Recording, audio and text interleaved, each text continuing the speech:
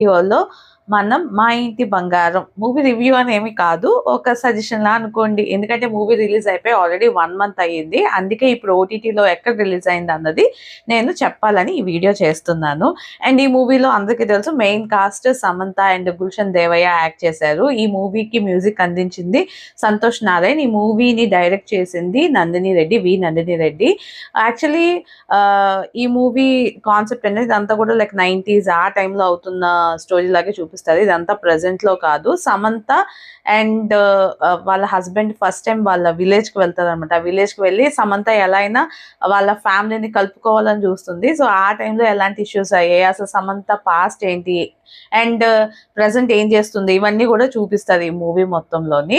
ఇదంతా కూడా ఒక యాక్షన్ మూవీ లాగే చెప్పొచ్చు. మెయిన్ గా action plus comedy, family entertainer ఇవన్నీ కూడా మిక్స్ చేసి తీశారు. చాలా వరకు సమంతకు ఒక 3-4 ఫైట్ సీన్స్ కానివ్వండి, డిఫరెంట్